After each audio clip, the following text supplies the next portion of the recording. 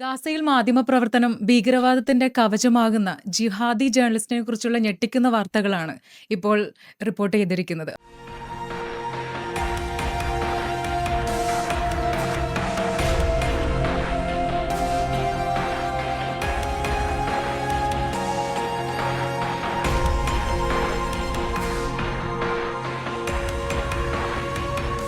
അപ്പോൾ അതിനെപ്പറ്റി കൂടുതലായിട്ട് ഡിസ്കസ് ചെയ്യാൻ ഇന്ന് നമ്മുടെ അതിഥിയായി എത്തിയിരിക്കുന്നത് റിജു കാലിക്കറ്റാണ്. റിജു ചേട്ടാ, welcome to Make Sense Media. Okay. അതായത് ഈ പകൽ വെളിച്ചത്തിൽ മാധ്യമ പ്രവർത്തകനായി അവരുടെ വാർത്തകളൊക്കെ റിപ്പോർട്ട് ചെയ്യുക, അവരുടെ ക്യാമറയും ഒക്കെ യൂസ് ചെയ്തിട്ട്. പക്ഷേ രാത്രികാലങ്ങളിൽ ഹമാസിന്റെ കമാൻഡോമാരായിട്ട് പിന്നെ അവർക്ക് വേണ്ടിയിട്ടുള്ള മിസൈലുകളും റോക്കറ്റുകളൊക്കെ വിക്ഷേപിക്കുക. ഈ ഒരു ഡബിൾ ഐഡന്റിറ്റിയിൽ ജീവിക്കുന്ന മാധ്യമ പ്രവർത്തകരെ പറ്റിയിട്ടാണ് നമ്മൾ സംസാരിക്കാൻ പോകുന്നത് അല്ലേ. അപ്പോൾ അവരുടെ ഇപ്പോൾ ഇസ്രയേൽ പുറത്തുവിട്ട ഈ റിപ്പോർട്ടിനനുസരിച്ച് ചേട്ടന് എന്തൊക്കെയാണ് പറയാനുള്ളത്? അതായത് ഇത് വല്ലാത്ത ഡേഞ്ചറസ് ആയ ഒരു അവസ്ഥയാണ്. അപ്പം ഇത് വർഷങ്ങളായി ഇസ്രായേൽ പറയുന്ന കാര്യമാണ്. ആ സമയത്തൊന്നും നമ്മുടെ നാട്ടിലെ മീഡിയ ഒരു വരി പോലും കൊടുത്തിട്ടില്ല. ഞാനൊക്കെ ഒരു 10 കൊല്ലം മുമ്പ് പറയുന്നുണ്ട്, ഗാസയിൽ മാധ്യമപ്രവർത്തകർ കൊല്ലപ്പെടുന്നവർ പറയുമ്പോൾ തന്നെ അത് നല്ലൊരു പങ്കും ഹമാസുകാരാണ്, ഹമാസിന്റെ നുഴഞ്ഞുകയറ്റാണെന്ന്. അപ്പൊ ഈ സംഭവം ഇപ്പോൾ ഉണ്ടാവാനുള്ള കാരണം CPJ എന്ന് പറയുന്ന ഒരു സംഘടന ഉണ്ട്, കമ്മിറ്റി ടു പ്രൊട്ടക്ട് ജേർണലിസ്റ്റ് എന്നുണ്ട്. ഒരു അന്താരാഷ്ട്ര തലത്തിൽ നമ്മൾ കേട്ടിട്ടുണ്ടല്ലോ, റിപ്പോർട്ടേഴ്സ് ബിയോണ്ട് ബോർഡേഴ്സ് എന്നൊക്കെ പറയുന്നത്. അങ്ങനെ ഒരുപാട് ജേർണലിസ്റ്റ് കൂട്ടായ്മകളുണ്ട്. അതിലെ ഏറ്റവും ശക്തമായ ഒരു കൂട്ടായ്മയാണ് CPJ എന്ന് പറയുന്നത്. അവരുടെ ഒരു റിപ്പോർട്ട് പുറത്തു വന്നിരിക്കുകയാണ്. എന്താ സംഭവിച്ചാൽ അവർ ജേർണലിസ്റ്റുകളാണ് മരിച്ച ഒരു വലിയൊരു ലിസ്റ്റ് വിട്ടിരുന്നു. 100ഓളം പേര്, ഏകദേശം 200ഓളം പേര് ഗാസയിൽ കൊല്ലപ്പെട്ടു, റിപ്പോർട്ടിങ്ങിനിടെ കൊല്ലപ്പെട്ടു. ലോകത്തിലെ ഏറ്റവും അപകടകരമായ സ്ഥലമാണ്, മാധ്യമപ്രവർത്തനം നടത്താൻ ഏറ്റവും അപകടകരമായ സ്ഥലമാണ് ഗാസ എന്നൊക്കെ പറഞ്ഞിട്ട് ഒരു റിപ്പോർട്ട് പുറത്തുവിട്ടിരുന്നു. ആ റിപ്പോർട്ടിൽ വന്ന പിഴവ് എന്താണെന്ന് വെച്ചാൽ അതിലെ 20 പേര് യഥാർത്ഥത്തിൽ ഭീകരരായിരുന്നു. ആ 20 പേര് എങ്ങനെയാണത് മനസ്സിലായതെന്ന് വെച്ചാൽ CPJ കണ്ടെത്തൽ നടത്തിയതല്ല. ഹമാസും അതുപോലെ തന്നെ ഇസ്ലാമിക് ജിഹാദ് എന്ന് പറയുന്ന വേറെ സംഘടന ഉണ്ട്, അവരും ഒക്കെ പുറത്തുവിട്ട അവരുടെ രക്തസാക്ഷികളുടെ ലിസ്റ്റിലുണ്ട് ഇവരുടെ പേരും പടവുമുണ്ട്. അപ്പോഴാണ് ഇസ്രായേൽ പറയുന്ന വാദം ശരിയാണെന്ന് മനസ്സിലായത്. അപ്പോൾ ഉദാഹരണമായിട്ട് ഇത് ഞെട്ടിപ്പിക്കുന്ന സംഭവം എന്ന് വെച്ചാൽ ഈ പകലൊക്കെ ഇവര് ഇങ്ങനെ കറങ്ങി നടക്കും. ആ ഭാഗത്തൊക്കെ യുദ്ധ റിപ്പോർട്ടർമാരായിട്ട് അവർക്ക് ഐഡന്റിറ്റി കാർഡ് ഉണ്ട്, പ്രസ് കാർഡ് ഉണ്ട്, അങ്ങനെയൊക്കെ പോകും. രാത്രി ഇവർ പലരും റോക്കറ്റ് വിക്ഷേപണ കമാൻഡർമാരാണ്. ആലോചിച്ച് നോക്കൂ, പകല് ജേർണലിസ്റ്റിന് നടത്തുക, രാത്രി റോക്കറ്റ് വിക്ഷേപണം. അങ്ങനെ നടക്കുന്ന ഒരുപാട് പേരാണ് അവിടെ വെടിയേറ്റ് മരിച്ചതും അവിടെ പിടിയിലായതും ഒക്കെ. അപ്പൊ അതിൽ ഓരോരുത്തരായിട്ട് പറഞ്ഞാൽ, ഇപ്പൊ 2006 ഏപ്രിൽ 8 ഗാസയിൽ ഒരാൾ മരിച്ചത്. അതായത് അദ്ദേഹത്തിന്റെ പേര്, കാറിൽ സഞ്ചരിക്കുമ്പോൾ ഇസ്രായേൽ ഡ്രോൺ ആക്രമണത്തിൽ കൊന്നതാണ് മുഹമ്മദ് സമീർ വാഷ എന്ന് പറഞ്ഞൊരു ജേർണലിസ്റ്റ്. അത് നമ്മുടെ മാതൃഭൂമിയിലും മനോരമയിലൊക്കെ വലിയ വാർത്തയായിരുന്നു. അയാൾ അൽ ജസീറയുടെ റിപ്പോർട്ടറായിരുന്നു, അയാൾ എന്തിനു കൊന്നു എന്നൊക്കെ പറഞ്ഞിട്ട്. ഇപ്പോഴാണ് അതിന്റെ വിവരങ്ങൾ പുറത്തു വരുന്നത്. ഹമാസിന്റെ രക്തസാക്ഷി ലിസ്റ്റിൽ അയാളുണ്ട്. അയാൾ വെറും ആളായിരുന്നില്ല, ഹമാസിന്റെ റോക്കറ്റ് ആൻഡ് വെപ്പൺ പ്രൊഡക്ഷൻ ആസ്ഥാനത്തെ മുഖ്യ ആളായിരുന്നു, കമാൻഡറായിരുന്നു അയാൾ. നോക്കണം, ഇയാൾ കമാൻഡറായി നിന്നുകൊണ്ട് ഇവിടെ പത്രപ്രവർത്തനം നടത്തുകയാണ്. അപ്പൊ ഈ ജിഹാദി ജേർണലിസം എന്ന് പറയുന്നത് ശരിയാണ്, ഇത് ഒരു ഒറ്റപ്പെട്ട സംഭവമല്ല, ഇത് നേരത്തെ ഉണ്ടായിട്ടുണ്ട്. ഇത് കഴിഞ്ഞ 10-15 വർഷമായി ഇസ്രായേൽ പറഞ്ഞുകൊണ്ടിരിക്കുകയാണ്. പക്ഷെ നിർഭാഗ്യം എന്ന് പറയട്ടെ, നമ്മുടെ ഒരൊറ്റ മാധ്യമപ്രവർത്തകർ ഇത് തൊട്ടിട്ടില്ല. ഞാനിത് പലർക്കും അയച്ചു കൊടുത്തു, ഈ റിപ്പോർട്ട് നിങ്ങളിത് പ്രസിദ്ധീകരിക്കണം എന്ന് പറഞ്ഞിട്ട്. മാതൃഭൂമിയിലും മനോരമയിലൊക്കെ സുഹൃത്തുക്കൾ ഒരാൾ പോലും തൊട്ടിട്ടില്ല. അതുകൊണ്ടാണ് നമുക്ക് ഈ സത്യം ഇവിടെ പറയേണ്ടി വരുന്നത്. ഈ അൽ ജസീറയുടെ റിപ്പോർട്ടിങ്ങിനെ പറ്റി നമ്മൾ കഴിഞ്ഞ പ്രാവശ്യം ഡിസ്കസ് ചെയ്തപ്പോൾ പറഞ്ഞിട്ടുണ്ടായല്ലോ അല്ലെ. പക്ഷെ അവർ ഏറ്റവും കൂടുതലായിട്ട് ഹമാസിനെ പിന്തുണയ്ക്കുകയാണെന്ന് ചേട്ടൻ പറഞ്ഞിട്ടുണ്ടായി. അപ്പോൾ ഇതിപ്പോ അക്ഷരപ്രതി ശരിയാവുകയല്ലേ ചെയ്തത്? ശരിയാവണമെന്ന് മാത്രമല്ല, അൽ ജസീറ ഹമാസിനെ പിന്തുണയ്ക്കുക മാത്രമല്ല ചെയ്യുന്നത്, നേരിട്ട് ആയുധമെടുത്ത് പോരാടുകയാണ് ചെയ്യുന്നത്. അതായത് അൽ ജസീറ TVയുടെ ഒരു ചരിത്രം എടുത്ത് പരിശോധിച്ചാൽ അത് ഖത്തർ ഫണ്ടിങ്ങിൽ ഉണ്ടായ അതിഭീകരമായ ഒരു മാധ്യമ സ്ഥാപനമാണ്. അപ്പോൾ ഇതിലൊരു പ്രശ്നം എന്താ വെച്ചാൽ, അവിടെ അൽ ജസീറ സന്ദർശിച്ച പലരും പറഞ്ഞത് അൽ ജസീറയുടെ ഒരു ക്യാൻറ്റീൻ എന്ന് പറയുന്നത് BBC ന്യൂസ് റൂമാണ്. അത്രയ്ക്കും ശക്തമാണ് അൽ ജസീറയ്ക്കുള്ള ഫണ്ടിങ്. ഈ ഫണ്ടിങ് എന്ന് പറയുന്നത് കൃത്യമായി ഇസ്ലാമിക മാധ്യമ പ്രവർത്തനത്തിനും ഇസ്ലാമിക പ്രവർത്തനത്തിനും വേണ്ടിയുള്ള ഒരു സാധനമാണ്. അത് ഖത്തറിൽ നിന്ന് വരുന്നുണ്ട്, തുർക്കിയിൽ നിന്ന് വരുന്നുണ്ട്, ലോകമെമ്പാടുമുള്ള മുസ്ലിം കമ്മ്യൂണിറ്റിയിൽ നിന്ന് വരുന്നുണ്ട്. ഇത് സ്വീകരിച്ചുകൊണ്ട് അൽ ജസീറ സത്യത്തിൽ ഒരു ജിഹാദി ജേർണലിസം തന്നെയാണ് അവിടെ നടത്തുന്നത്. അൽ ജസീറയിലെ 1-2 പേരല്ല, ഇഷ്ടം പോലെ ആളുകൾ ഇങ്ങനെ മരിച്ചിട്ടുണ്ട്. 6-7 മാധ്യമപ്രവർത്തകർ പകൽ അൽ ജസീറയുടെ റിപ്പോർട്ടറായിരിക്കും, രാത്രി ഗാസയിലേക്ക് നുഴഞ്ഞു കയറും, അവിടെ വെടികൊണ്ടും മരിക്കും. ഇതിൽ ചില ആളുകളുടെ പേര് ഞാനൊന്ന് പറയാം. ഈ സമീർ വാഷ കൊല്ലപ്പെട്ടതിനെ നമ്മൾ കഥ പറഞ്ഞല്ലോ, അദ്ദേഹം കഴിഞ്ഞു. അതിനുശേഷം അദ്ദേഹത്തിന്റെ സഹോദരൻ അഹമ്മദ് വാഷ എന്ന് പറയുന്ന ആളും ഇസ്രായേലിന്റെ വ്യോമാക്രമണത്തിൽ കൊല്ലപ്പെട്ടു. അപ്പോഴും പറഞ്ഞു അയ്യോ മാധ്യമപ്രവർത്തകരെ കൊല്ലുന്നതെന്ന്. പിന്നെയാണ് അറിയുന്നത് അയാൾ സ്നൈപ്പറായിരുന്നു ഹമാസിന്റെ. അതായത് നേരിട്ട് വെടിവെക്കാൻ പോകുന്ന ആള്. പകൽ ഇയാൾ പത്രപ്രവർത്തനമൊക്കെ നടക്കും, രാത്രി വെടിവെക്കും. ഈ പകൽ പത്രപ്രവർത്തനം നടത്തുന്നത് എന്താണെന്ന് അറിയോ? അതൊരു ജിഹാദി പ്രവർത്തനമാണ്.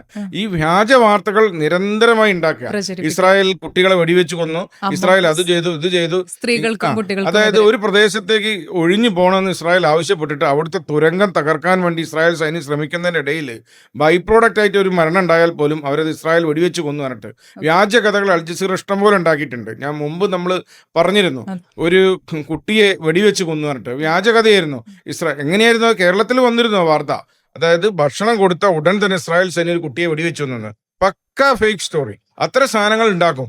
ഇസ്രായേലിനെതിരെ പരമാവധി നാറ്റിക്കാനുള്ള വാർത്തകൾ ഇവർ പകൽ ചെയ്യും, രാത്രി ഇവർ നേരിട്ട് ആയുധമെടുത്ത് പോരാടും. അതാണ് ഇവരെ രീതി. ഇപ്പൊ മുഹമ്മദ് വാഷേനെ പറ്റിയിട്ടും സഹോദരനെ പറ്റിയും പറഞ്ഞല്ലോ, അത് കംപ്ലീറ്റ് ചെയ്യും. അതില് വേറെയും കുറെ പേരുണ്ട്. മുഹമ്മദ് വാഷ മാത്രല്ല, വേറെ 6-7 പേര് കുടുങ്ങിയിട്ടുണ്ട്. അതിപ്പോ ഒക്ടോബർ 7 ഭീകരാക്രമണവുമായി ബന്ധപ്പെട്ടിട്ടുള്ള ഒരാളും കൂടി ഒരാളുകൂടി ഉണ്ട്. അങ്ങനെ 7 പേരുണ്ട്. ഇവരെ പേര് പൂർണ്ണമായും ഇവർ പുറത്തു വിട്ടിട്ടില്ല. CPJ ഇവരെ പേര് പുറത്തു വിട്ടിട്ടില്ല. പക്ഷെ ഇസ്രായേലിനറിയാം. ഇസ്രായേൽ വർഷങ്ങളായി പറയുന്നതാണ് ഇങ്ങനെ ഒരു പരിപാടി ഇവിടെ നടക്കുന്നുണ്ട് എന്നുള്ള കാര്യം. അതിൽ ഇവർ പറയുന്ന ഒരു കാര്യം, ഈ ഹോണസ്റ്റ് റിപ്പോർട്ടിംഗ് തന്നെ വേറെ ടീമുണ്ട്, റിപ്പോർട്ടേഴ്സ് ബിയോണ്ട് ബോർഡേഴ്സ് ഒക്കെ പോലെ തന്നെ വേറെ സംഘടന, മിയർ അമിത് സെന്റർ എന്നൊക്കെ പറഞ്ഞ സ്വതന്ത്രമായ ചില മാധ്യമ ഗ്രൂപ്പുകൾ. ഇവർ നിരന്തരം നിരീക്ഷിച്ചുകൊണ്ട് വരികയാണ്. അവരും പറയുന്നത് ഇങ്ങനെ ഒരു സംഭവം ഉണ്ട്. 20 പേരൊന്നല്ല, ഈ പട്ടികയിൽ നിന്ന് നീക്കം ചെയ്ത 20 പേരെയാണ്. അതിൽ 20 പേരിൽ 8 പേര് കാണാൻ തന്നെ അല്ല. കൊല്ലപ്പെട്ടു എന്ന് പറയുന്ന 3 പേര് വ്യാജ്യമാണ്. ഈ ഹമാസ് അവിടെ കൊടുക്കുന്ന മുഴുവൻ കണക്കുകളും തെറ്റായിരിക്കും. ഇത് മാധ്യമപ്രവർത്തകർ തൊണ്ട തൊടാതെ വിഴുങ്ങുന്ന ഒരു പ്രവണത ഉണ്ട്. നേരത്തെ നമ്മൾ പറഞ്ഞിട്ടുണ്ട്, ഗാസയുടെ ആരോഗ്യ മന്ത്രാലയം എന്ന് പറയുന്നത് നിയന്ത്രിക്കുന്ന ഹമാസ് ആണ്. UNRWA എന്ന് പറയുന്ന UNWRA എന്ന് പറയുന്ന ഒരു സംഘടനയാണ്. ആ സംഘടനയിൽപ്പെട്ട ആളുകൾ നേരിട്ട് ഒക്ടോബർ 7 ആക്രമണത്തിൽ പങ്കെടുത്തിട്ടുണ്ട്. അതായത് UN നിയന്ത്രിക്കുന്ന സംഘടനയുടെ UN ആളുകൾ നേരിട്ട് ഒക്ടോബർ 7 ആക്രമണത്തിൽ പങ്കെടുത്തതായി ഇസ്രായേൽ കണ്ടെത്തിയിട്ടുണ്ട്. എന്നിട്ട് ഇസ്രായേൽ പരാതി പറഞ്ഞപ്പോൾ അവരെ പിരിച്ചുവിട്ടിട്ടുമുണ്ട്. ഇങ്ങനെ ഭീകരമായി സംഭവിക്കുന്ന നെറ്റ്വർക്കാണ്. ഇത് താൽക്കാലികമായി ഉണ്ടാകുന്ന ഒരു കാര്യമല്ല. ഈ CPJ പോലുള്ള അന്താരാഷ്ട്ര ഭരണസമിതി ആദ്യമൊക്കെ ഇസ്രായേൽ പുറത്തുവിടുന്ന ആ റിപ്പോർട്ടുകളെ എതിർക്കുകയാണ് ചെയ്തതല്ലേ? പക്ഷേ ഇപ്പോൾ അത് അംഗീകരിക്കാൻ തുടങ്ങിയിരിക്കുന്നു. അങ്ങനെ 20 പേരെ അതിൽ നിന്നും നീക്കം ചെയ്തു എന്ന് പറഞ്ഞല്ലോ. പക്ഷെ അതിന്റെ ഉള്ളിലും കലഹങ്ങൾ ഉണ്ടാവുകയും അതിലെ അംഗങ്ങളെ പുറത്താക്കുകയും ചെയ്തല്ലോ. അപ്പോൾ അതിനെപ്പറ്റി എന്താ? അതുകൊണ്ട് അതായത് ഇത് എപ്പോഴും നടക്കുന്ന ഒരു സംഭവം ശ്രദ്ധിച്ചു നോക്കൂ. നമ്മുടെ നാട്ടിൽ വരെ ഉണ്ട്. നമ്മൾ ജിഹാദിസത്തെ എതിർക്കുന്ന സമയത്ത് ഒരു ലെഫ്റ്റിന്റെ വലിയൊരു പുകമറുണ്ടോ? അങ്ങനെ പറയാൻ പാടില്ല, ഇത് വംശീയതയാണ്. ഈ ഗ്രൂമിംഗ് ഗ്യാങ്ങുകളെ കുറിച്ച് പറഞ്ഞപ്പോൾ ഇത് തന്നെയായിരുന്നു. ഈ ഗ്രൂമിംഗ് ഗ്യാങ്ങുകളുടെ ഒക്കെ ധൈര്യം എന്താണ്? ഞങ്ങൾ ഇവിടെ ന്യൂനപക്ഷമായതുകൊണ്ട് ഞങ്ങളെ പിടിക്കില്ല ധൈര്യത്തിന്റെ അടിസ്ഥാനത്തിൽ കൂടിയാണ് അവർ ഈ പണി ചെയ്തത്. അതുപോലെ തന്നെ ഈ വംശീയപരമായ വേർതിരിവുണ്ടാവും എന്ന് പറഞ്ഞിട്ട് ഒരു വിഭാഗം ലെഫ്റ്റ് ആളുകൾ ഇതിനെ എതിർക്കുകയും അതിൻ്റെ അതിൽ നിന്ന് ഒരു വിഭാഗം രാജിവെക്കുകയൊക്കെ ചെയ്തു. പക്ഷെ അതൊന്നും വലിയ രീതിയിൽ പോയില്ല. അതായത് ഇസ്രായേൽ കൃത്യമായി തെളിവുകൾ നികത്തിക്കൊണ്ട് ബാക്കിയുള്ളവരൊക്കെ ഉറച്ചു നിൽക്കുന്നുണ്ട്. ഇനി എത്ര കാലത്ത് മുന്നോട്ട് പോകുമെന്ന് അറിയില്ല. പക്ഷേ ഞാൻ പറയുന്നത് ഇതൊരു വലിയൊരു വിപത്തല്ലേ. ഇങ്ങനെ ഒരു അൽ ജസീറ പോലത്തെ ഒരു പത്രപ്രവർത്തകരുടെ പണി എന്താണ്? ഇതല്ലല്ലോ. നമ്മളെ രാത്രി ആയുധമെടുത്ത് പോരാടുകയാണ് ചെയ്യുക. ഇപ്പോൾ ഒരുപാട് പേർ പുലി പ്രഭാകരനുമായി അടുപ്പമുള്ള മാധ്യമപ്രവർത്തകരുണ്ടായിരുന്നു. ശ്രീലങ്കയിലെ ഭാഗത്ത് ഒരു പക്ഷം പിടിച്ച ആളുകൾ ഇഷ്ടംപോലെ ഉണ്ടായിരുന്നു, തമിഴ്നാട്ടിലൊക്കെ. അവരാരും തന്നെ സ്നൈപ്പേഴ്സായി പോയിട്ടില്ല. അവരാരും പ്രഭാകരന്റെ ടാങ്ക് ഓടിക്കാൻ പോയിട്ടില്ല. ലോകത്ത് പത്രപ്രവർത്തകർക്ക് പക്ഷങ്ങളുണ്ടാവും, പത്രപ്രവർത്തകർക്ക് രാഷ്ട്രീയം ഉണ്ടാവും. പക്ഷെ അവരൊരിക്കലും സായുധമായി ആയുധമെടുത്ത് പോരാടിയിട്ടില്ല. ഇവിടെ നോക്കുക, ഇവിടെ അൽ ജസീറന്റെ പല ആളുകളും ഈ കമാൻഡർമാരായി പ്രവർത്തിക്കുക. ഒരു കമാൻഡർ ആവുക എന്ന് പറഞ്ഞാൽ നിങ്ങളൊരു വെടിവെപ്പുകാരൻ, ഒരു സ്നൈപ്പർ ആവുകയല്ല. നിങ്ങൾക്ക് ഒരുപാട് കാര്യങ്ങൾ അറിയണം. നിങ്ങൾ റോക്കറ്റ് വിക്ഷേപണം മറ്റുള്ളവരെ പഠിപ്പിക്കുന്നത് ഈ വാഷമാണ്. ഈ വാഷോ പകല് പോയിട്ട് ക്യാമ്പുകളിലൊക്കെ പോയി, രാത്രി പോയിട്ട് ഈ ക്യാമ്പുകളിലൊക്കെ പോയി ഹമാസിന്റെ ആളുകൾക്ക് എങ്ങനെ റോക്കറ്റ് വിക്ഷേപിക്കണം, എങ്ങനെ മിസൈൽ വിടണം, അതിന്റെ റേഞ്ച് എന്താണൊക്കെ പറഞ്ഞു കൊടുക്കുന്ന ആളായിരുന്നു. അല്ലാതെ നിസ്സാരനായ വ്യക്തിയല്ല. ഇങ്ങനത്തെ കുറേ പേരെ അവിടുന്ന് പിടിച്ചിട്ടുണ്ട്. 1-2 ഒന്നല്ല പിടിച്ചത്. അപ്പോൾ ഇത് എന്ന് പറയുന്നത് വളരെ ആസൂത്രിതമായ ഒരു പരിപാടിയാണ്. ഇപ്പോൾ ജിഹാദി ജേർണലിസം നമ്മൾ പറയുമ്പോൾ നമ്മൾ ഭയക്കേണ്ട ഒരു അവസ്ഥ ഉണ്ട്. കാരണം ജേർണലിസ്റ്റുകൾ ജിഹാദികളാവുകയാണ്. അത് അതിഭീകരമായ ലോക ചരിത്രത്തിൽ സമാനതകളില്ലാത്ത സംഭവമാണ്. ഒരുപാട് യുദ്ധങ്ങളുണ്ട്, അതിലൊക്കെ മാധ്യമപ്രവർത്തകർ പോകാറുണ്ട്. ഇപ്പോൾ ഇറാഖിൽ യുദ്ധമുണ്ട്, ഇറാനിൽ യുദ്ധമുണ്ട്, റഷ്യയിൽ യുദ്ധമുണ്ട്. ഇപ്പോൾ റഷ്യയിലുള്ള ഏതെങ്കിലും പത്രത്തിൻ്റെ ആളുകൾ നാളെ തോക്കെടുത്തിട്ട് ഉക്രൈനെതിരെ യുദ്ധം ചെയ്തു പറഞ്ഞാൽ വിശ്വസിക്കാൻ പറ്റുമോ? ഇന്ത്യയും കാശ്മീരിൽ പ്രശ്നമുണ്ട്. ഒരു വിഭാഗം ജേർണലിസ്റ്റുകൾ തിരിഞ്ഞ് നിൽക്കുന്നു, നമ്മൾ കരുതുമോ ആയുധമെടുത്ത് പോരാടുന്നു?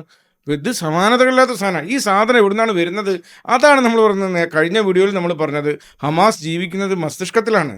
ഹമാസിൻ്റെ ഇവർ അതിനു വേണ്ടി പോകുന്ന ആളുകളാണ്. ഇവർ സ്വർഗം മോഹിച്ച് തന്നെ, ഇസ്ലാമിക സ്വർഗം മോഹിച്ച് തന്നെ ജേർണലിസ്റ്റിനേക്കാൾ അവർ പ്രധാനം കൊടുക്കുന്നത് അവർക്ക് ഐഡന്റിറ്റി കാർഡിന്റെ പ്രധാനമാണ്. അൽ ജസീറയുടെയോ ഒരു ഐഡന്റിറ്റി കാർഡ് കിട്ടുകയാണെങ്കിൽ അവർക്ക് അതിൽ കയറിപ്പോകാൻ പറ്റും. അവിടെ കയറിപ്പോയിട്ട് അവർ പരമാവധി തുറപ്പം പണി എടുക്കും, എന്നിട്ട് രാത്രി ഈ പരിപാടി എടുക്കും. ഇത് ലോക ചരിത്രത്തിൽ അസാധാരണമായൊരു സംഭവമാണ്.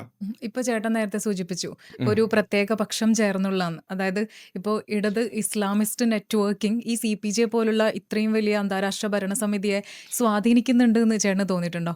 ഉണ്ട്. അത് സ്വാധീനം ഇവരാണല്ലോ അതിന് എതിർപ്പുണ്ടാകുന്നത്. ഇപ്പോൾ ഗ്രൂമിംഗ് ഗ്യാങ്ങിനെ കുറിച്ച് ബ്രിട്ടനിൽ വന്നപ്പോൾ ലെഫ്റ്റാണ് ആദ്യം എതിർക്കുന്നത്. ഇപ്പോൾ നമ്മുടെ നാട്ടിൽ അലഹബാദ് സ്ഫോടനത്തിന്റെ റിപ്പോർട്ടുകൾ വന്നു. ഇപ്പോൾ 3 മലയാളികളെയാണ് തൂക്കുകയർ വിധിച്ചത്. അലഹബാദ് അല്ല, അഹമ്മദാബാദിൽ 58 പേരെ കൊന്നതിന് 3 മലയാളികൾക്കാണ് തൂക്കുകയർ കൊടുത്തത്. 4 വരി പോലും നമ്മുടെ പത്രങ്ങൾ വന്നിട്ടില്ല, അന്തിച്ചർച്ചകളില്ല. ബിനാമിപുരം, സ്വാഗമൺ എന്ന സ്ഥലത്തുള്ള ക്യാമ്പുകളിലൂടെ, സിമിയുടെ ക്യാമ്പുകളിലൂടെ വളർന്നു വന്ന 3 മലയാളികളാണ് ഇതിൻ്റെ ആസൂത്രകർ. അപ്പോൾ ഇത് വരുന്നത് എവിടുന്നാണ്?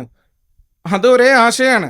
ഹമാസ് ആയാലും മറ്റുള്ളവരായാലും ഉൽപ്പാദിപ്പിക്കുന്ന ആശയം ഒന്നാണ്.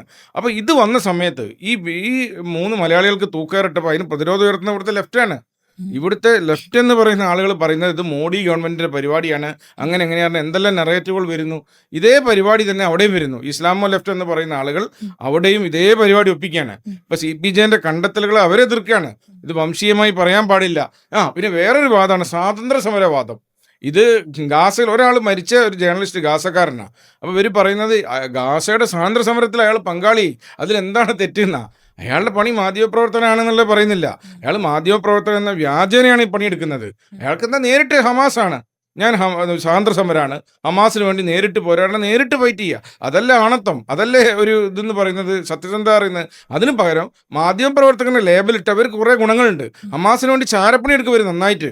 എങ്ങനെ ഇസ്രായേൽ ആർമിയുടെ പൊസിഷനിങ് എങ്ങനെയാണ്, എവിടേക്കാണ് അവർ കോൺസെൻട്രേറ്റ് ചെയ്യുന്നത് എന്നുള്ള കാര്യങ്ങളൊക്കെ ഒരു മാധ്യമപ്രവർത്തകർക്ക് ഫീൽഡിലേക്ക് പ്രവേശനം കിട്ടുമല്ലോ. സൈന്യം പറയുന്ന സ്ഥലം വരെ അവർക്ക് പോവാം. അപ്പോൾ അവിടുന്ന് നോക്കിയാൽ അവർക്ക് എല്ലാ കാര്യവും മനസ്സിലാവും. ഇതുവരെ നേരെ റിപ്പോർട്ട് ചെയ്യുന്ന ഹമാസിനോടാണ്, ഇതാ ഇന്ന പരിപാടി വരുന്നുണ്ട് കേട്ടോ. അങ്ങനെ ഹമാസ് അവരുടെ പ്ലാൻ മാറ്റും. അപ്പോൾ ഞാൻ നേരത്തെ ഒരു വീഡിയോയിൽ പറഞ്ഞു, നിങ്ങൾ വിചാരിക്കുന്ന ഒരു സാധനമേ അല്ല ഹമാസ് മാധ്യമപ്രവർത്തന രൂപത്തിൽ വരും, ഡോക്ടർമാരുടെ രൂപത്തിൽ വരും. ആശുപത്രികൾ, ഹമാസ് നിയന്ത്രിക്കുന്ന ആശുപത്രികളുണ്ട്. ആ ആശുപത്രിൻ്റെ അടിയിൽ മുഴുവൻ റോക്കറ്റുകളും മിസൈലുകളും ആയിരിക്കും. എന്നിട്ട് അതിൻ്റെ മൂടി തുറന്നിട്ട് ഹമാസ് ഇസ്രായേലിലേക്ക് വിടും. എന്നിട്ട് മൂടി അടച്ചു കളയും. തിരിച്ച് ഇസ്രായേൽ റോക്കറ്റ് വിടുമ്പോൾ ഈ തകരുന്ന ആശുപത്രിയാണ്. അപ്പോൾ മാതൃഭൂമിയിലും മനോരമയിലും അൽ ജസീറയിലും വാർത്ത വരും, ഇസ്രായേൽ ആശുപത്രി തകർത്തു, പിഞ്ചു കുട്ടികളെ കൊന്നു.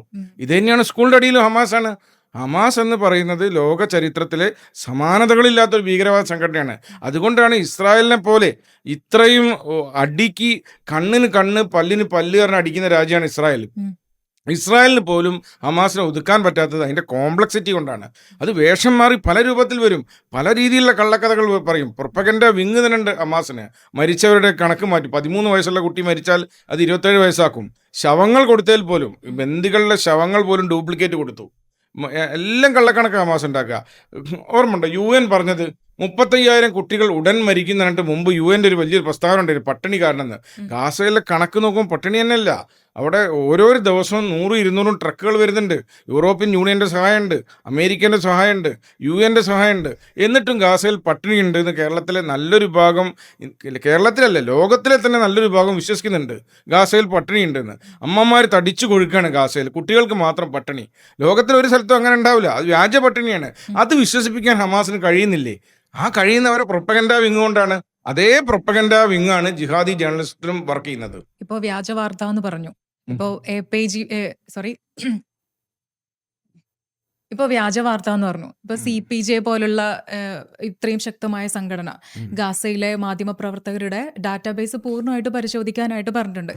അപ്പോൾ അത് വെച്ച് പരിശോധിച്ച് കഴിഞ്ഞു. അപ്പോൾ അത് വെച്ച് അതുമായിട്ട് കമ്പയർ ചെയ്ത് നോക്കുകയാണെങ്കിൽ, ആ ഒരു തെളിവിന്റെ അടിസ്ഥാനത്തിൽ സംസാരിക്കുകയാണെങ്കിൽ, ഇതുവരെ ഗാസ പുറത്തുവിട്ട ഈ വിവരങ്ങളൊക്കെ വ്യാജമാണ് എന്ന് തന്നെയല്ലേ പറയേണ്ടത്? തീർച്ചയായിട്ടും. അതാണ് ഈ ഇസ്രായേൽ പറയുന്ന ഓരോ കാര്യങ്ങളും ശരിയാവാണ്. ഇസ്രായേൽ ഇത് വർഷങ്ങളായി പറയുമ്പോൾ നമ്മൾ എന്താ പറഞ്ഞുകൊണ്ടിരുന്നത്? സയനിസ്റ്റ് ഭീകരത, ജൂത ലോബി, ജൂത ഗൂഢാലോചന. ഇസ്രായേൽ ആദ്യമേ പറഞ്ഞൊരു കാര്യം ഉണ്ട്.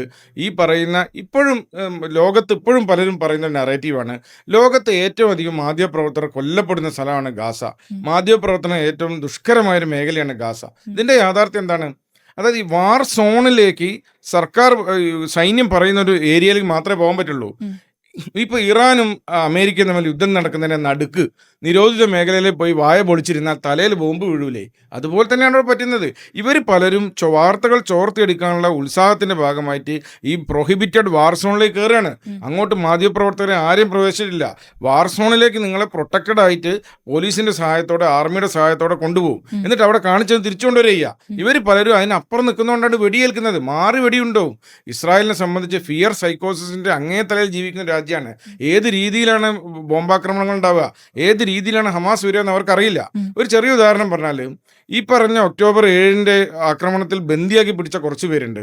അവർ എങ്ങനെയൊക്കെയോ ഒരു തുടക്കത്തുനിന്ന് രക്ഷപ്പെട്ടു. 4 പേര് അവർ കൈബന്ധിച്ച് വരികയാണ്. അപ്പോൾ ഇസ്രായേൽ പട്ടാളക്കാർ ധരിച്ചത് എന്താണെന്ന് അറിയോ? അത് ഹമാസിന്റെ ടെക്നിക്കാണെന്നാ. അങ്ങനെ ഇവരെന്തോ ഒരു കോഡ് ഭാഷ അവർക്ക് ആൻസർ ചെയ്യാൻ പറ്റില്ല. ഇവർ ഫയർ ചെയ്തു. സ്വന്തം പൗരന്മാരെ ഇസ്രായേൽ സൈന്യം വെടിവെച്ച് കൊന്നു. അറിയാതെ വെടിവെച്ച് കൊന്ന. എന്തിനാണ് അങ്ങനെ ചെയ്യുന്നത്? ഈ ഫിയർ മോങ്കറിങ്ങ ഏത് രീതിയിലാണ് വരിക അറിയില്ല. അങ്ങനെ ഇസ്രായേൽ പലപ്പോഴും ഇവർ അറിയാതെ വെടിവെക്കും. അവിടെ അപ്പം ഇവർ മരിക്കും.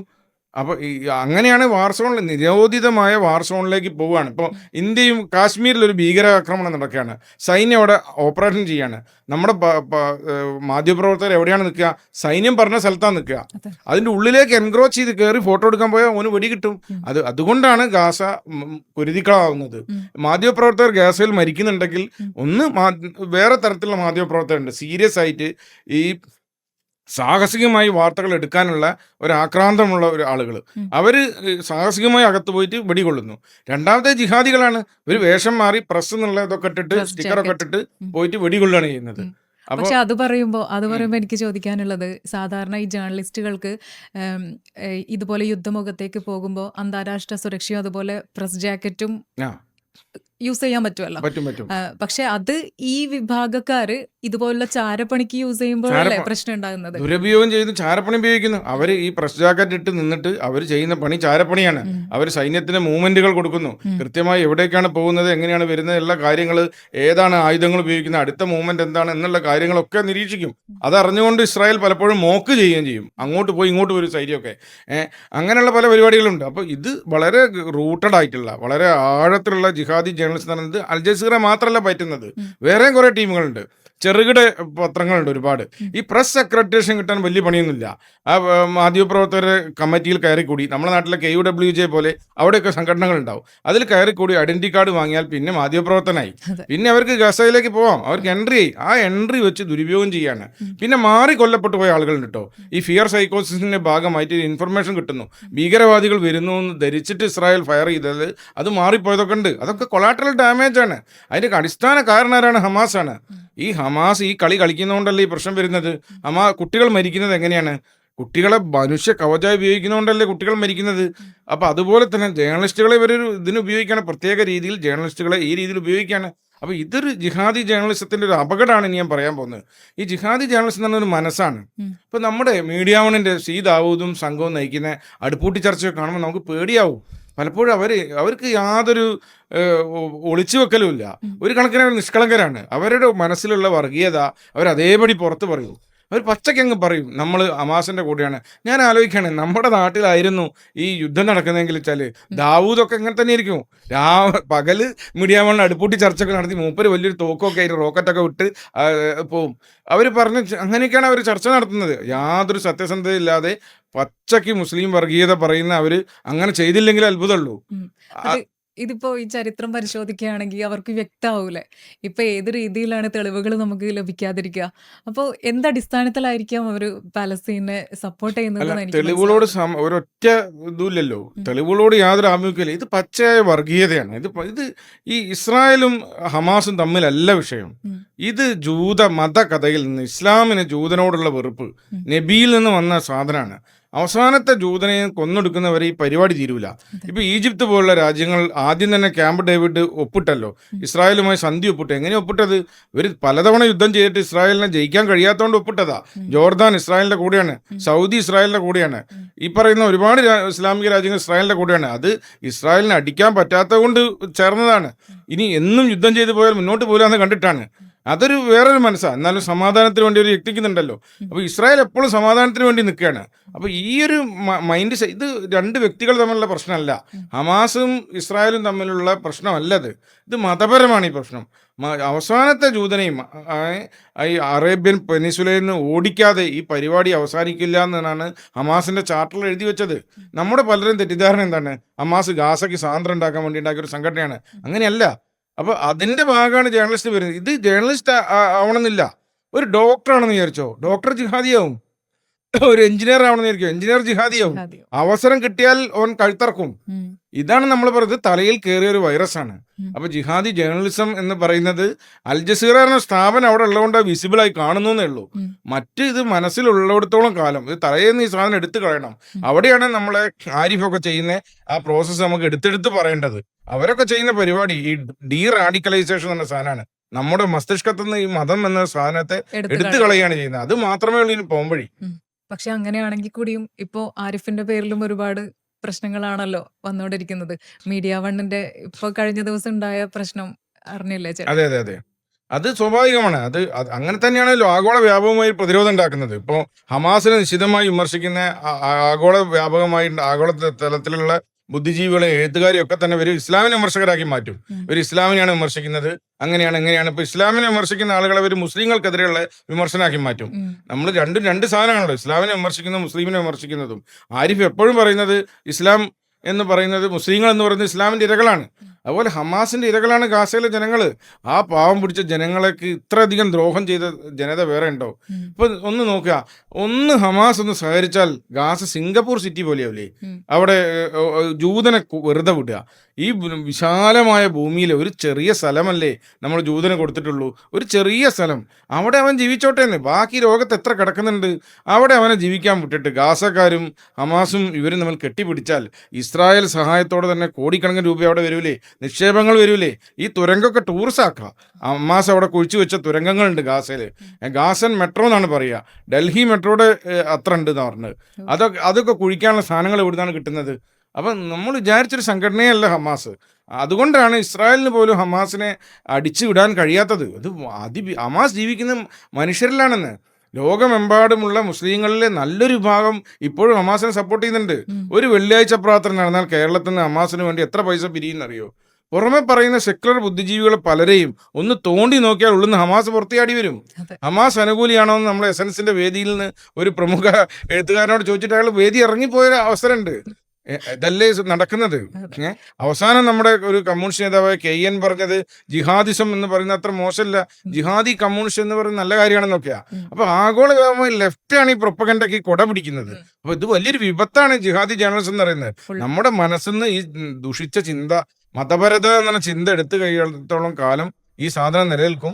പകല് പത്രപ്രവർത്തനം നടത്തുകയും രാത്രി വെടിവെക്കുകയും ചെയ്യുന്ന ജേർണലിസ്റ്റുകളെ കുറിച്ചുള്ള വാർത്തകൾ ഇനിയും നമുക്ക് റിപ്പോർട്ട് ചെയ്യേണ്ടി വരും. ഈ ഇടത് ഇസ്ലാമിസ്റ്റ് നെറ്റ്വർക്കിംഗ് അത്രയും കൂടി വരികയാണല്ലോ ഇപ്പൊ ചെയ്യുന്നത്. ഇപ്പൊ എനിക്ക് ചോദിക്കാനുള്ളത്, ഇപ്പൊ ഗാസയുടെ മേലുള്ള നിയന്ത്രണം ഹമാസ് ഒഴിഞ്ഞല്ലോ, അത് കേട്ടപ്പോ ചേട്ടൻ എന്താ തോന്നുന്നത്? അല്ല, അതില് കുറച്ച് കാര്യങ്ങളുണ്ട്. ഹമാസിന് അവിടെ നിക്കക്കളി ഇല്ലാത്തൊരു അവസ്ഥയും എല്ലാം കൂടി ആയി വന്നങ്ങ് ഒഴിഞ്ഞതാണ്.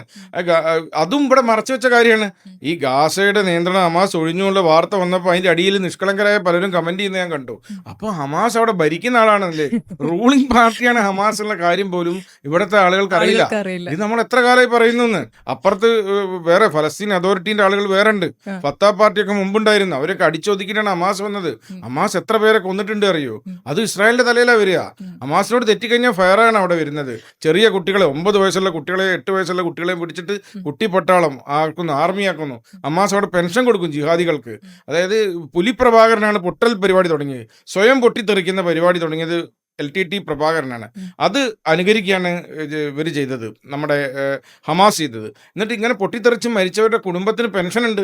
ഇപ്പോൾ 9 മക്കളെ യുദ്ധത്തിൽ നഷ്ടപ്പെട്ട ഒരമ്മ പറയുന്ന വീഡിയോ ഒക്കെ ഉണ്ട്, ഞാൻ ഇനിയും പ്രസവിക്കും, ഫലസ്തീന് വേണ്ടി ഇനിയും രക്തം കൊടുക്കുന്നൊക്കെ.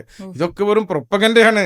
ഈ പാവങ്ങൾ കൊല്ലപ്പെടുന്നത് ഈ ജൂതനെ ജീവിക്കാൻ വിട്ടാൽ പോരെ. ഒരു ചെറിയ സ്ഥലത്ത് കോ എക്സിസ്റ്റൻസ് എന്ന സാധനം അറേബ്യൻ പെനിൻസുലയിൽ നിന്ന് അവനെ തുടച്ചു നീക്കേണ്ട കാര്യം എന്താണ്? ഐക്യരാഷ്ട്രസഭേന്റെ മാൻഡേറ്റ് പ്രകാരം കിട്ടിയൊരു സാധനമല്ലേ. ഒരു ചെറിയൊരു സ്ഥലം, അത് പകുതി മരുഭൂമിയാണ്. ഈയിടെ നമ്മുടെ ആരിഫും പ്രവീൺ രവിയൊക്കെ ഇസ്രായേലിൽ പോയിട്ട വീഡിയോകൾ കാണണം. അതെ. അവിടുത്തെ കിബുട്സ് ഒക്കെ കാണിക്കുന്നുണ്ട്. സാധാരണക്കാരായ പാവപ്പെട്ട ജൂതന്മാരാണ് അവിടെ ജീവിക്കുന്നത്. അവരെയൊക്കെയാണ് വന്ന് വെട്ടിക്കൊല്ലുന്നതൊക്കെ. 20 ലക്ഷത്തോളം വരുന്ന മുസ്ലിങ്ങൾ ഇസ്രായേൽ സമാധാനത്തോടെ ജീവിക്കുന്നു. അവിടെ ഒരു ഇസ്രായേലിന് മുസ്ലിങ്ങളെ വംശഹത്യ ചെയ്യാണ് അജണ്ടയെങ്കിൽ അങ്ങനെ ചെയ്താൽ പോരെ. അപ്പൊ ഇത് ഞാൻ പറഞ്ഞു തന്നെ ചുരുക്കം. നമ്മൾ ടോപ്പിക് ജിഹാദി ജേർണലിസ്റ്റ് ആണെങ്കിലും ഇതൊരു വൈറസ് ആണെന്ന് പറയുന്നത്. ഈ ജിഹാദി ജേർണലിസ്റ്റുകൾ മാത്രമല്ല, ജിഹാദി ഡോക്ടർമാരുണ്ടാവും, ജിഹാദി എഴുത്തുകാരുണ്ടാവും. ഈ ആശയം എന്ന് പറയുന്ന മതപരമായ ആശയത്തെ നിങ്ങൾ പുറകോട്ടടി തലച്ചോറിൽ നിന്ന് എടുത്ത് കളഞ്ഞിട്ടില്ലെങ്കിൽ ഹമാസ് കേരളത്തിലുണ്ട്. ഹമാസിന്റെ ഒരു യൂണിറ്റ് കേരളത്തിലിട്ടാൽ നല്ലോണം ആളുകൾ അതിലുണ്ടാവും. തീർച്ചയായിട്ടും ഇപ്പൊ പാലസ്തീനെ സപ്പോർട്ട് ചെയ്യുന്ന എല്ലാ ആൾക്കാരും അതിലെ അംഗങ്ങളായിരിക്കും. അതെ, പാലസ്തീനെയാണ് നിങ്ങൾ സപ്പോർട്ട് കാരണം എന്താ ചെയ്യുന്നതെങ്കിൽ ചേട്ടാ, ഈ ഹമാസ് ഒരു തീവ്രവാദ സംഘടനയാണ് എന്ന് വിശ്വസിക്കാനായിട്ട് ഇപ്പോഴും അവര് സമ്മതിക്കുന്നില്ല, തയ്യാറാവുന്നില്ല. അല്ല, ഇവിടെ ഏറ്റവും രസം എന്താ വെച്ചാല്, നിങ്ങൾ പാലസ്തീനെയാണ് സപ്പോർട്ട് ചെയ്യുന്നതെങ്കിൽ നിങ്ങൾ ആദ്യം തള്ളി പറയേണ്ട ഹമാസിനെയാണ്. കാരണം പാലസ്തീനികളുടെ ജനതയുടെ ജീവിതം ഇത്രയധികം ദുരിതമാക്കിയ ഹമാസാണ്. ഇത്രയധികം ദുരിതമാക്കി ഈ കുട്ടികളെ കൊന്നതിന് ഉത്തരവാദിത്തമാർക്കാണ്. 9-8 വയസ്സുള്ള കുട്ടികളുടെ കയ്യിലെ യന്ത്രത്തോക്ക് എത്തിച്ചു കൊടുക്കുന്നവരാണ് ഈ ഹമാസുകാർ. ജിഹാദി ഡ്രഗ് എന്ന് പറഞ്ഞൊരു സാധനം തന്നെ ഉണ്ട്. ആ സാധനം കഴിച്ചിട്ടാണ് ഈ കുട്ടികളെ ഇവരൊക്കെ ബലാത്സംഗം ചെയ്തത്. ബന്ദികളെയൊക്കെ അവരൊക്കെ ജനനേന്ദ്രിയത്തിലെ തോക്ക് കയറ്റി വെടിവെച്ചതും എന്തെല്ലാം പുറത്തു പറയാൻ പറ്റാത്ത രീതിയിലുള്ള പീഡനങ്ങളാണ് ആ സ്ത്രീകളൊക്കെ വിധേയരാക്കി. ഒരു മനുഷ്യർക്ക് കഴിയും അങ്ങനെയൊക്കെ ചെയ്യാൻ. അപ്പോൾ ഇത് ഈ മൈൻഡ് സെറ്റിന്റെ പ്രശ്നമാണ്. അവിടേക്കുള്ള ചികിത്സ എത്തണം. അതൊക്കെ ഇസ്രായേലിന് അതുകൊണ്ടാണ് പലരും ചോദിക്കുന്നുണ്ട്, മൊസാദ് എന്ന് പറഞ്ഞാൽ ലോകത്തിലെ നമ്പർ 1 നെറ്റ്വർക്ക് അല്ലേ, മൊസാദിനെ പോലെ വലിയൊരു ചാരസംഘടന എവിടെയാണുള്ളത്, എന്നിട്ട് എന്താണ് ഇസ്രായേലിന് വരെ തീർക്കാൻ പറ്റാത്തതെന്ന്. ഹമാസ് എന്ന് പറയുന്നത് മനുഷ്യരുടെ മനസ്സിൽ ജീവിക്കുന്ന ഒരു സാധനമാണ്. വീരപ്പനെ എന്തുകൊണ്ട് പിടിക്കാൻ എത്ര വൈകിയെന്ന് ചോദിക്കുന്ന മാതിരി, ഒരു കാട്ടുന്ന ഒരു വെരുകിനെ പിടിക്കുന്ന മാതിരി ബുദ്ധിമുട്ടാണ്. കാടോട് ചേർന്ന് കിടക്കുന്ന ഒരു മൃഗം പോലെയായിരുന്നു വീരപ്പൻ. അതുപോലെ ഈ ഹമാസ് അവരൊക്കെ മനസ്സിലുണ്ട്. ഇത് സമയത്തിന് ബൂട്ട് ചെയ്യുക, അതുവരെ ഒരു ശാന്തരായിരിക്കും. ഇന്ന് നടന്നു പോകുന്ന ഒരുത്തനേക്ക് നാളെ ഹമാസായി തിരിഞ്ഞു വെടിവെക്കുന്നത്. അപ്പൊ ഇത് എന്താണെന്ന് ഒരു പിടി കിട്ടാത്ത അവസ്ഥ ഈ മതം ഉണ്ടാക്കുന്ന അവസ്ഥയാണ്. മതത്തെ പ്രതിരോധിച്ചുകൊണ്ട് മാത്രമേ നമുക്ക് ഹമാസിനെ പ്രതിരോധിക്കാൻ കഴിയുള്ളൂ.